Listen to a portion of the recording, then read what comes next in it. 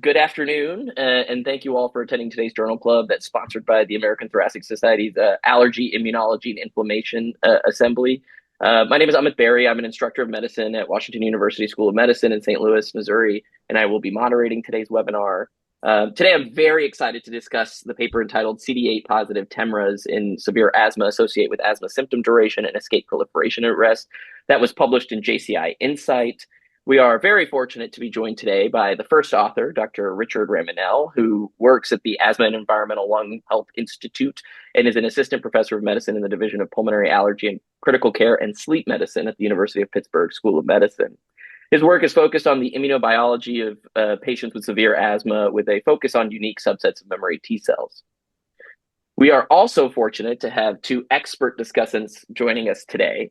First, Dr. Radomir Kratchmarov, who works at the Jeff and Penny Vinnick Center for Translational Immunology Research and is an instructor of medicine in the Division of Allergy and Clinical Immunology in the Department of Medicine at Harvard Medical School and Brigham and Women's Hospital. His work is focused on identifying drivers of chronic allergic inflammation.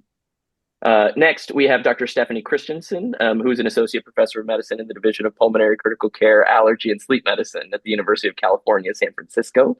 She also serves as the co-director of the Genetics and Genomics Subcommittee for the Multi-Center Spiromics and Source Studies and co-chair of the Multiomics in Health and Disease Consortium. Her work has focused on the heterogeneity of airways diseases by identifying biologically distinct subgroups and endotypes that may respond better to targeted therapeutics using genomic signatures. For those of you in the audience, if you have any questions for the presenter or discussants at any time during the webinar, you can enter them into the Q&A section at the bottom of our Zoom call. We will take all questions at the end for the discussants and panelists. And now, here to give their presentation is Dr. Ramonell. All right. Thank you all so much for, first of all, to the American Thoracic Society for the invitation to present here today. This is obviously an incredible opportunity, and especially now for early career individuals like myself, the opportunity to present in a webinar is incredibly important. So thank you all so much. I will go ahead and begin my presentation by introducing my mentors and including the senior author on this manuscript, Dr. Ray, who's joined us here as one of our panelists. Dr. Ray is a professor in the Department of Medicine, Division of Pulmonary Allergy, Critical Care Medicine here at the University of Pittsburgh. She also holds the endowed chair in lung immunology. My other mentor, who's listed as an author on this paper, is Dr. Sally Wenzel, who's a professor of medicine in the Rachel Carson Chair in Environmental Health and the chair of the Department of Occupational and Environmental Health, also here at the University of Pittsburgh. So without further ado, we will go ahead and get started. I do have disclosures from GSK and Regeneron. Without further delay, this is the manuscript we'll be discussing, which was published in JCI Insight in 2025.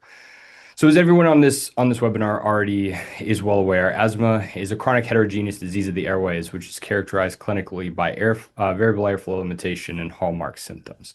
Asthma, as it is known today, is a tremendously heterogeneous disease, which is currently divided into a binomial classification of whether individuals have the presence or absence of biomarkers of type 2 inflammation. But we know that's not the entire story, and there's tremendous heterogeneity captured within that very simple binomial classification, and even within some of the subphenotypic groups.